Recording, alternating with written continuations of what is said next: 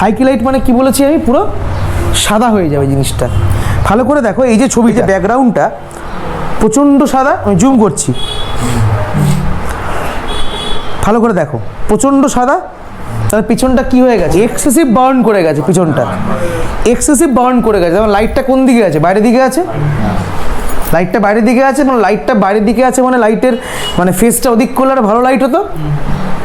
99.999% photographer এই সাবজেক্টগুলোকে ঘুরিয়ে দেবে, যেদিকে লাইট ঘুরিয়ে দেবে। আমি কেন ঘোরাইনি ছবিটা, এটাকে বলা হাইকি ফটোগ্রাফি। আমি এই ব্যাকগ্রাউন্ডের যে হাইলাইট জোনটা আছে আমি এটাকে কাজে লাগাবো, আমি এটাকে কাজে লাগিয়ে ছবিটাকে একটা খারাপ লাগছে কি, ছবিটা লাগছে না কিন্তু, এটা গ্লজিনেস আসছে কিন্তু ছবির মধ্যে। কেন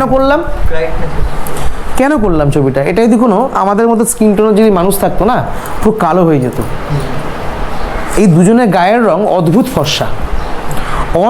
ফর্সা, পুরো পিঙ্কিশ, পুরো এতটাই ফর্সা যে বাইরে থেকে আসা লাইট রিফ্লেক্ট হয়ে যখন মুখে আসছে না, মানে রিফ্লেক্ট হয়ে যখন মুখে পড়ছে এটা টোন দিচ্ছে। দেখো আমি কিন্তু কোনো ফ্ল্যাশ ইউজ করিনি, এটা তোমার র ফাইল দেখাচ্ছি আমি, এটা তোমাকে আমি র ফাইল দেখাচ্ছি।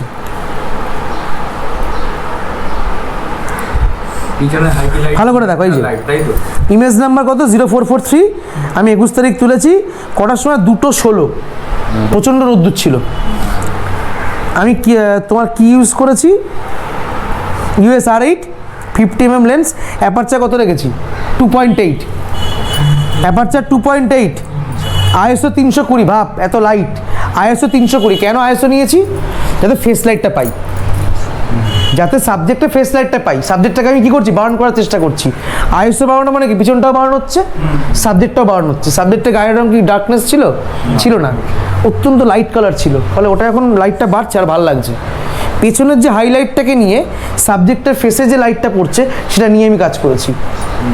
নো ফ্ল্যাশ লেখা আছে, দেখো কোনো ফ্ল্যাশ ইউজ করিনি কিন্তু, সিম্পলি ISOর কাজ।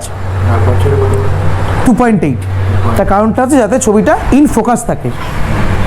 90% ফটোগ্রাফার 1.4 তোলে পোর্ট্রেট, ভুল করে, তুলতে নেই। তো এক্ষেত্রে ভালো করে দেখো, ব্যাকগ্রাউন্ডটা অত্যন্ত বার্ন হওয়া সত্ত্বেও ছবিটা ভালো লাগছে। আমার মতো স্কিন টোনের লোক যদি এখানে দাঁড় করাই, তার ফেসেতে এই চকচকে ভাবটা থাকবে না, যেহেতু অন্ধকার হয়ে যাবে। যার জন্য সেখানে হাই কি করবো না, তখন সাবজেক্টে কী করবো, লাইটের দিকে ঘুরিয়ে দেবো। এখানে অন্য কোনো ফটোগ্রাফার হলে কী করতো, এই স্কিন টোন থাকা সত্ত্বেও লাইট ঘুরিয়ে দিত, মানে সাবজেক্টকে বাইরে দিয়ে করে দিত। আমি করিনি, কারণ আমি এখানে হাইকি ইউজ করেছি। তো এটাকেই বলে হাইকি ফটোগ্রাফি। কখন ইউজ করতে হবে বুঝতে হবে তোমাকে।